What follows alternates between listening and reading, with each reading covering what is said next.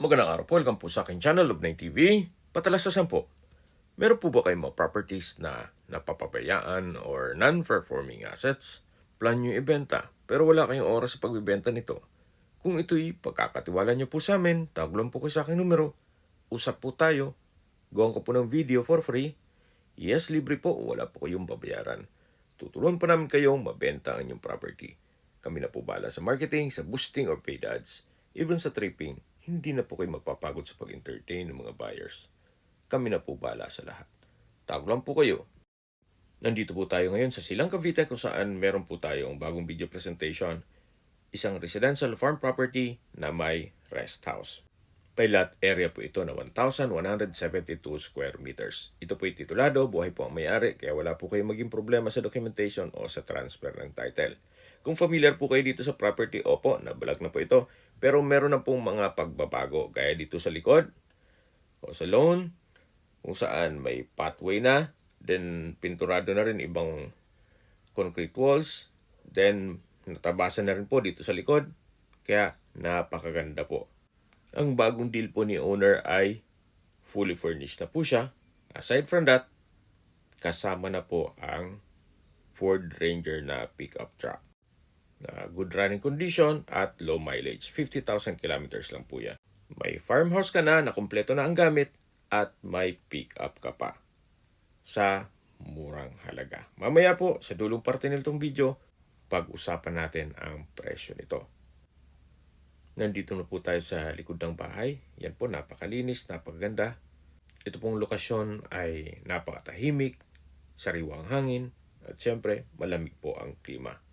Along Barangay Road po ito, kaya accessible din po ng public transportation. At sa mga bagong viewers ko po, ang content po natin, ang first part ng video ay intro, then detalye nitong property, next ay distance, location at travel time, then sa dulong parte ay yung presyo na. Dito po sa may gate ay may malaking dog house, then katabi lang yung stock room. Ito pong buong property ay naka-concrete fence na po yan. Kaya wala na po kayong gagastusin sa pagpapakod dito. At itong bahay ay well-maintained. Kaya ito'y ready for occupancy. Lahat pong sliding glass window ay may security grill. At meron pong maliit na balkonahe. At ito naman po yung main door. Samahan niyo po ako, pasok po tayo. Welcome po dito sa bahay ni Madam at Sir. May floor area po ito na 200 square meters. At halos hindi naman nito natitirahan gawa ng madalas nasa London po sila. Pero sa ngayon, nandito po sila sa Pilipinas at aantayin nilang mabenta ito. Ito po yung living area o salas na napakalaki po ng espasyo. Premium tiles po ang ginamit dito sa flooring at maayos po ang pintura ng ceiling at wall. Napakaaliwalas po at napakalinis. At dito naman po yung receiving area, then sa dulo yung formal kitchen. Meron po itong island, then meron pong mga drawers, may pendant lamp, at naka-tile flooring na rin po ito. Then sa dulo po, matatanaw natin ang dining area. At may wooden dining set na rin po. Then sa dulo po ay merong sliding glass window with security grill. Gaya po ng nasabi ko sa inyo kanina, yung unang deal po ay bare lang itong bahay. So ngayon po, ito'y fully furnished na. Lahat pong nakikita niyong gamit ay kasama na po yan. Pero sa personal stuff ni owner. So ito po yung dulong parte ng living area at matatanaw naman natin itong formal kitchen. Meron pong dalawang high chair dito sa breakfast nook or island. Then meron pong pendant lamp. Ito naman po yung kitchen countertop. May wall-mounted cabinet, kitchen cabinet, stainless sink with faucet, gas range. Hindi na po kailangan ng range hood gawa ng nasa tapat po nito yung kitchen window. May storage ng kitchen utensils sa baba nito. So napakalaki po ng espasyo dito sa formal kitchen. Gaganahan po kayo na magluto araw-araw. Yan po, tunghen nyo po. Ito pong gas range at oven ay high-end.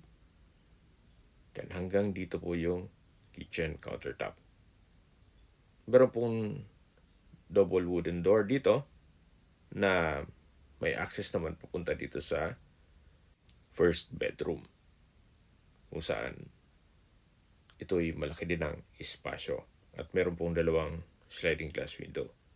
Kung meron man po kayong PWD or senior citizen sa pamilya, pwede na po ito para sa kanila. Okay, labas na po tayo. At dito naman po yung dirty kitchen at service area. May countertop, stainless sink and faucet, may dalawang sliding glass window, at ito naman po yung common toilet and bath. Na kung saan malaki naman po ang espasyo nito. Maayos ang toilet fixtures, naka-tile bathroom wall, may bathroom sink, water closet with bidet, at hot and cold shower. May bathroom window na rin po. Mula po dito sa common toilet and bath, ito naman po yung access door papunta dito sa likod ng bahay. Kung saan, dyan at po tayo galing kanina. Meron pong malaking balkonahe na may bamboo set. Yan po, napaka-aliwalas po. Napagandang tumambay dito.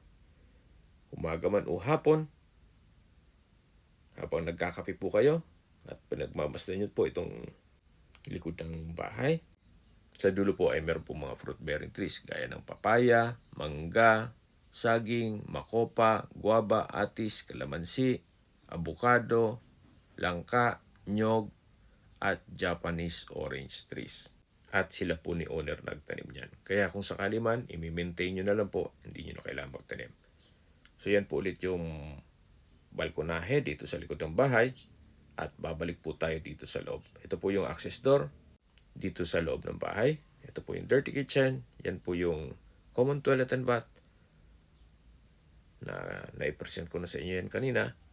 At dito naman po yung unang kwarto na naipakita ko na rin po yan. At dito naman po tayo sa dining area. Then sa dulo po niyan ay yung living area at ito naman yung formal kitchen. At mula po dito, matatanaw natin yung main door. Then dito po yung receiving area. Meron din pong under stair storage at pwede rin gawing shoe rack. At dito naman po ay naka-double high ceiling. Ito pong stairs ay concrete ang staircase at stainless itong handrail at railing. Samahan niyo po ako. Akyat po tayo. Nandito na po tayo sa second floor. Ito po yung family area. Napakalaki po ng espasyo nito. Pulido po ang pagkapalitada at maayos po ang pintura ng ceiling at wall. Napaganda po nitong design ng tile flooring.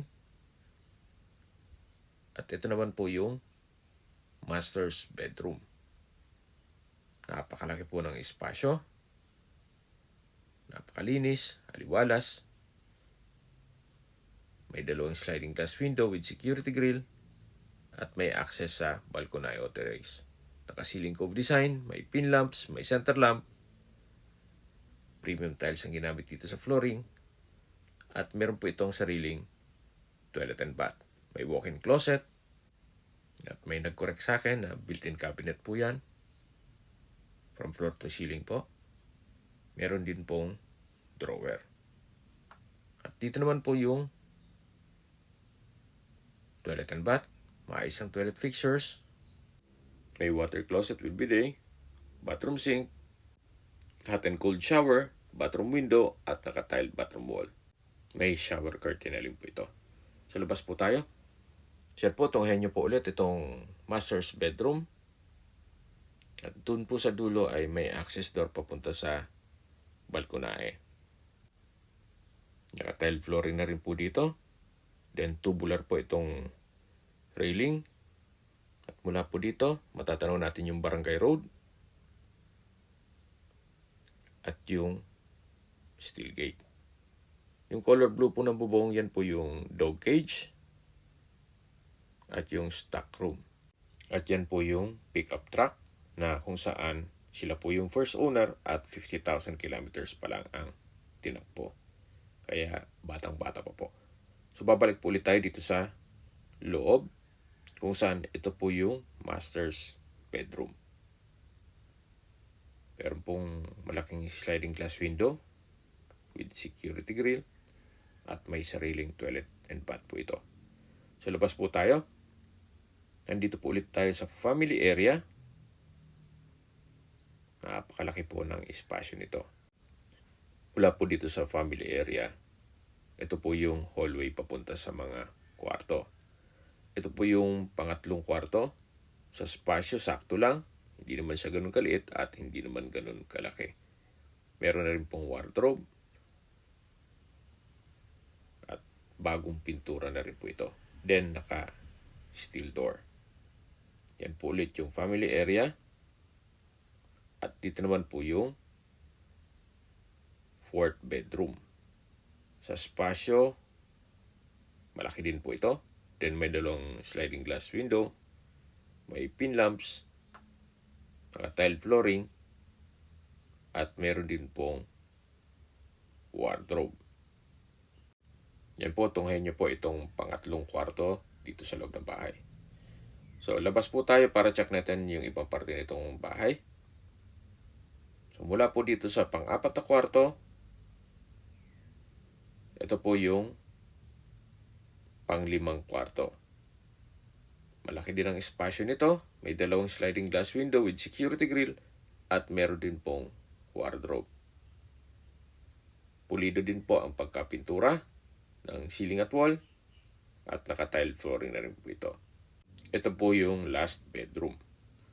So labas po tayo at check natin itong common toilet and bath. Maayos din ang toilet fixtures, naka-tile bathroom wall, may bathroom sink, water closet with bidet, vanity mirror, overhead shower, at may bathroom window. Ganda rin po itong disenyo nitong tile bathroom wall. Okay, labas na po tayo. So, ito po ulit yung family area. At mula po dito, matatanaw natin yung open below. Habang naglilibot po tayo at pinagmamasdan niyo po itong buong kabahayan, pag-usapan natin ang distance, location at travel time. Mula po sa Aguinaldo Highway, ang distance is 2.9 kilometers at ang travel time is 18 minutes. Nandun na rin po ang Jollibee, McDonald's, Shakey's, KFC, Starbucks, Robinsons, Supermarket, Pure Gold, at Premier Plaza. Mula naman po sa Silang Public Market o sa bayan mismo, ang distance is 4.2 kilometers at ang travel time is 9 minutes. Mula naman po sa Silang Specialist Medical Center, ang distance is 5.4 kilometers at ang travel time is 12 minutes. Yan po yung lagi kong binabagit sa inyo na dapat nyo i-consider sa paghanap ng property, yung meron pong malapit na hospital. Hindi ko naman po sinasabing sakitin kayo. Yan naman po for emergency purpose lang naman. At mula naman po sa Calac Silang Interchange, ang distance is 7.5 kilometers at ang travel time is 14 minutes. Ang Calax po ay connecting South Luzon Expressway, Skyway, all the way to North Luzon Expressway at ibang parte ng Metro Manila. Mula naman po sa Tagaytay Rotonda, ang distance is 14 kilometers at ang travel time is 22 minutes. At mula naman po sa Manila o sa airport, ang distance is 46 kilometers at ang travel time is 1 hour and 15 minutes. Okay, sa presyo na po tayo. Yung original price po nito is 14.8 na wala pang mga gamit at hindi pa kasama ang sasakyan. Ngayon po, nagdagdag lang si Madam ng 200,000. 15 million pesos kasama na po itong Ford Ranger na pickup truck at pati mga furnishings o gamit. Para sa akin, maganda na rin po ang deal na yan. Medyo good buy na rin po. Well, opinion ko lang naman yan. Depende pa rin yan sa assessment nyo dito sa property. Kung may mga katanungan po kayo, tawag lang po kayo sa aking numero. At sa mga kababayan naman natin nasa ibang bansa, meron po akong Telegram. Sa mga iPhone user man may iMessage. Meron din pong Imo, Skype, Viber at WhatsApp. Same number lang po, 0917-316-3399. Sa mga nagtatanong naman po ng aming Facebook, meron po aming Facebook page na Nov9 TV at Facebook Reels Video. Meron din pong TikTok at Instagram. May ibang YouTube channel kami na The Nov9 TV channel at Nov9 TV Listings. Sana po naibigyan yung aming video presentation. Paki-like and subscribe na po sa aking channel para ma-update din po kayo sa aking future listings. Kung sakali po hanap niyo yung mas malaking sukat ng lupa, meron din po kami ibang listings na pwede niyong pagpilian. Huwag po kayong magkatubiling tumawag sa amin, then let us know your budget para malaman namin kung anong property pwede namin alok sa inyo. Sa lahat pong viewer, subscriber at nagtiwala po sa amin, salamat po sa suporta. Ingat po kayo lagi at yung pamilya. Maraming salamat po.